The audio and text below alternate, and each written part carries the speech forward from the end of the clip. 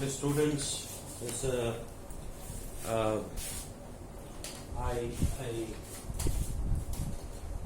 I made some really erroneous discussion on this ternary diagram. I would like to correct it. I have already posted you that I would like to do the corrections. I think it was not right. So please bear with me. I will draw this diagram later. I just said that this is the diagram that I am trying to correct and the discussions thereof.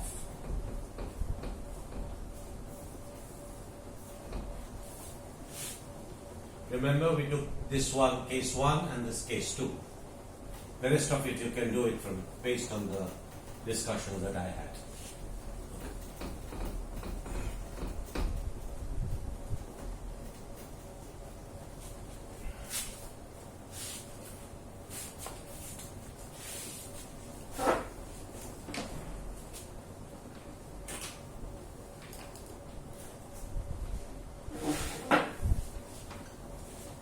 So we change it to anorthite, maybe it's easier for you also. Anorthite, phosphorite and quartz, and somewhere here you have enstatite, Mg2Si2O6. Here you have phosphorite, Mg2Si04, and here you have quartz, SiO2, and anorthite, Ca2Si2O8. And then we have this diagram.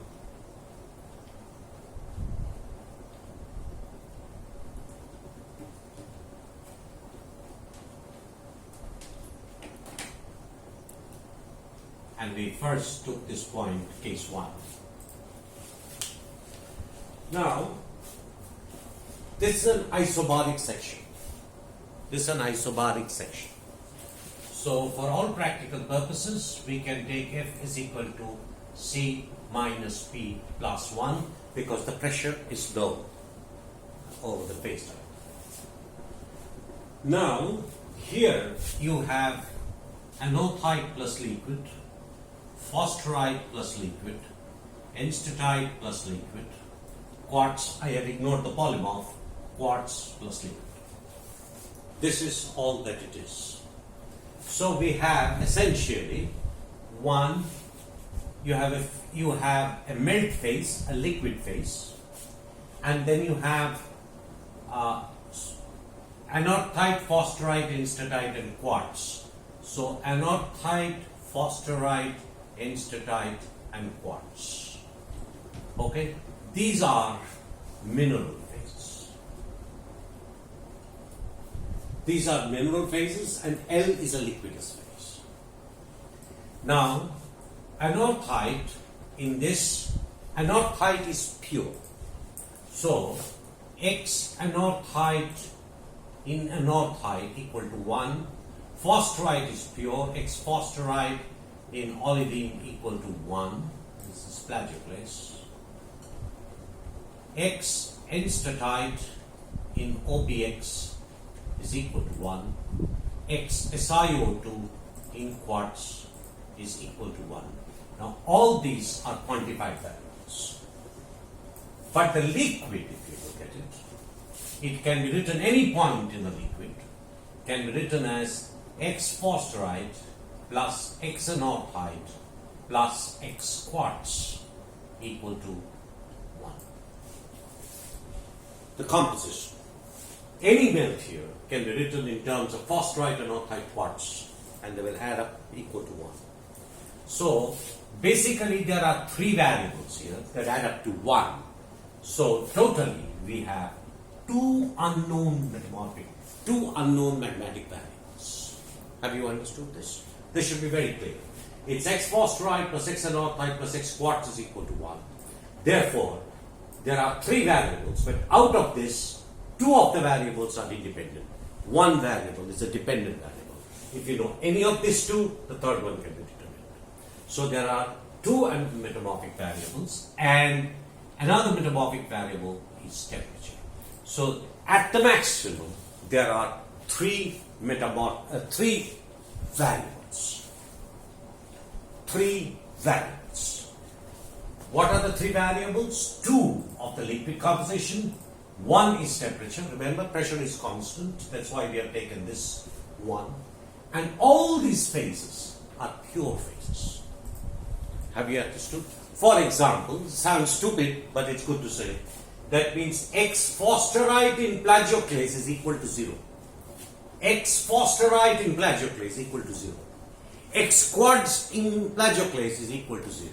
X anorthite in plagioclase is equal to 1. Right? Similarly, for all other phases. So at the maximum, the number of metamorphic variables, thermodynamic variables,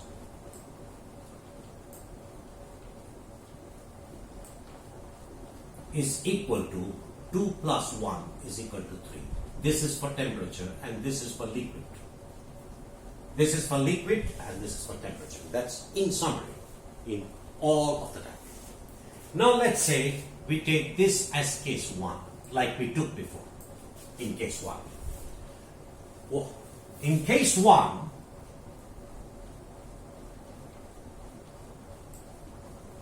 F is equal to C minus P plus 1. So it is a 3-component system, 3 minus phases. What are the phases? Enstatite, quartz and anorthite in equilibrium with melt. So there are 4 phases. Plus 1. This is equal to 0. That means this point is isobaric invariant. It's not invariant. It is isobaric invariant, or in actuality, it is univariant. 1 degree of freedom. Have you understood? In actuality, it is 1 degree of freedom or univariant. But here, because we have taken the pressure as constant, that means P is equal to something known. So that is why the degree of freedom is 0. Which essentially means, you do not need any unquantified variable from the system. The system itself can find out what are the variables. And what are the variables? The variables are 2 plus 1 is equal to 3. 2 of this small fractions of the liquid and 1 is of temperature. How do we do it? We have to know the number of equations. So, what are the number of independent equations? Number of independent equations. Phase components. How many phase components are there? 1, 2, 3. This 3 is for the liquid.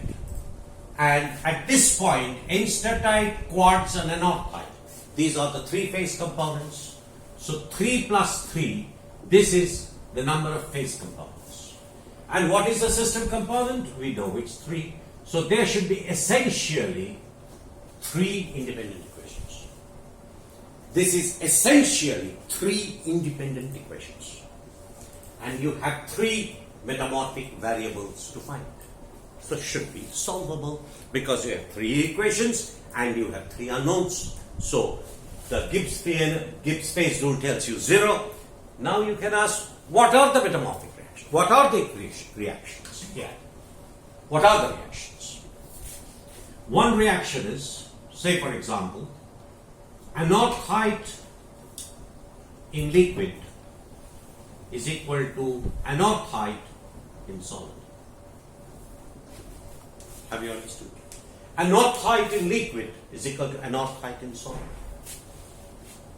Then quartz in liquid is equal to quartz in solid, and enstatite in liquid is equal to enstatite in solid. These are the 3 reactions that are possible.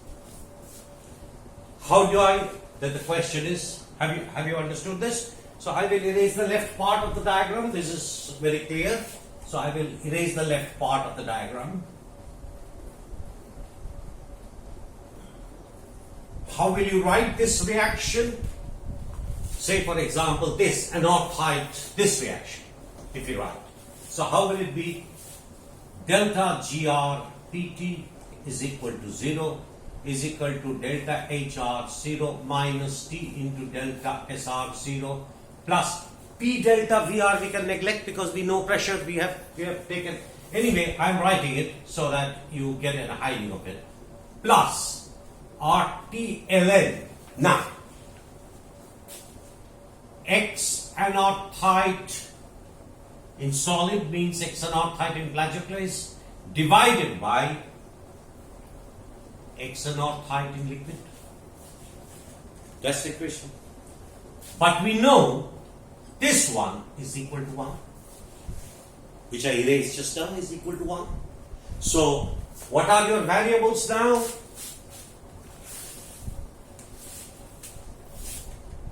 Temperature, here is pressure of course, and this is X anode height.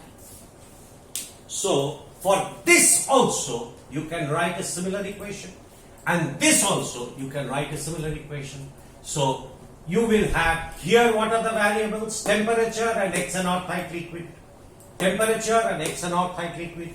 Here it will be temperature and X quartz in liquid, X SiO2 in liquid. And from this one, it will be temperature and X anode height in liquid.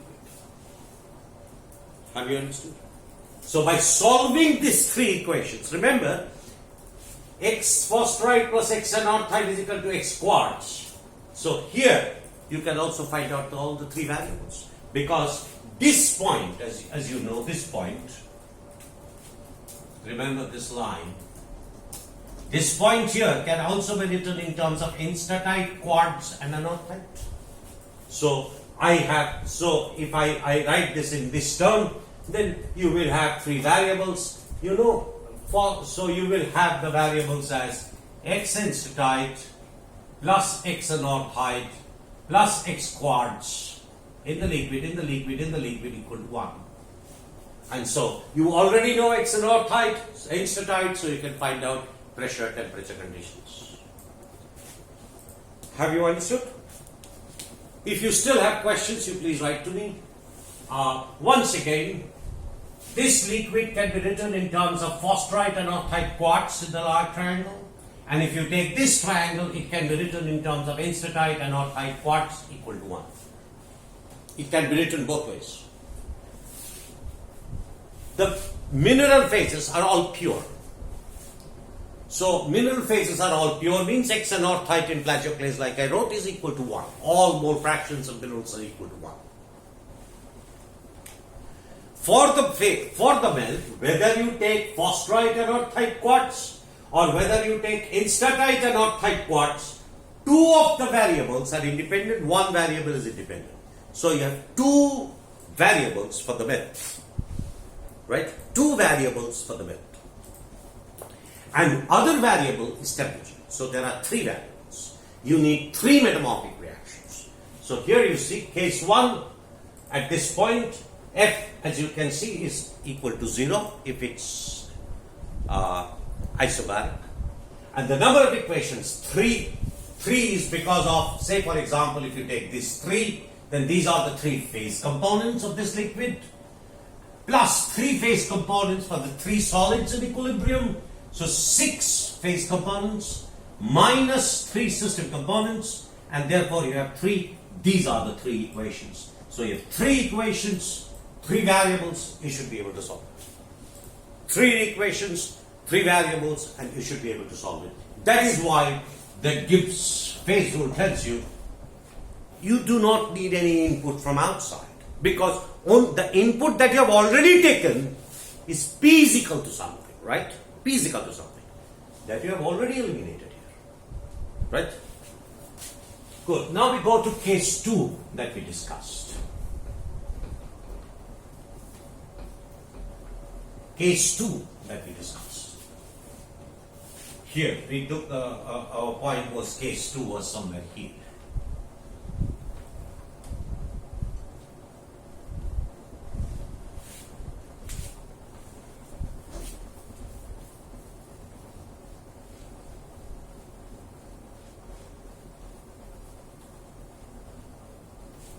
Case 2 was somewhere here.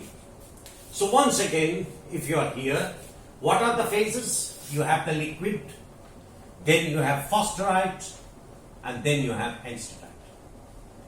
These are the three phases. This has three components, three phase components.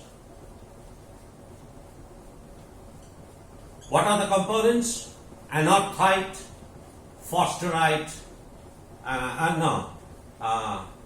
Fosterite, on this side. So you can write here, anorthite, whatever. You can write it in this three component or this three component, it doesn't matter. But it will have three phase components. This will have one phase component and this will have one phase component. So total you will have 5 phase components. And what is the system component? The system component is 3. So what is the number of independent reactions? Independent reactions is equal to 2. These are the number of independent reactions. Now, if you look at the Gibbs phase rule, F is equal to C minus P plus 2. So the phase components are 3. The phases 1, 2 and the liquid. Minus 3 plus 2, that is 2. If you take it as isobaric, then this goes off and degree of freedom is 1.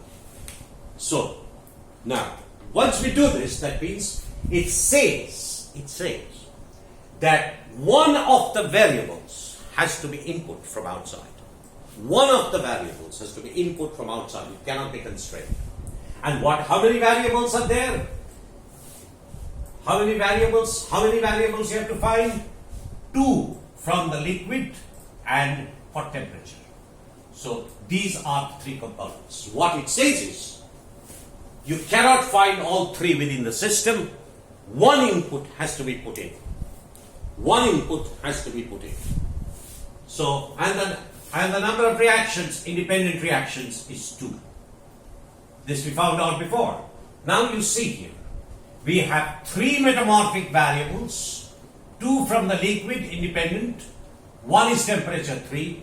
Number of independent reactions is 2, that is what we found out, and therefore the degree of freedom says you will have 1, the degree of freedom, because you need to have 1 reaction from outside. Now the question is, what is the type of reaction? So we know here the main reaction that is occurring is Fosterite plus liquid is equal to Enstatite. That is the reaction that is happening here. Along this line, Fosterite plus liquid breaks down to Enstatite. So you can have this reaction written in terms of either A or in terms of A and B, and so you will have only 2 reactions. This is not one reaction. You can write it from XA, XB, and you can have XC, but XC will be added on to it. So you have 2 variables, you have 3 metamorphic variables to be determined. You have 2 independent reactions that you can determine by remodeling it, and therefore the Gibbs phase rule tells you, since you don't have more than 2 independent reactions, your third reaction, input data, has to be added from outside the system, and it cannot be done from within the system. Right? So that is the correction to my diagram. Now you can try to apply this to any phase diagram, and if you have problems, please let me know. Anything, liquid immiscibility, peritectic relation, solid solution, it doesn't matter. The whole gamut of it, you can do it. Right? Thank you. This is the correction. This will be video lecture 22A, because this is a correction of the video lecture 22. So please bear this in mind. Thank you.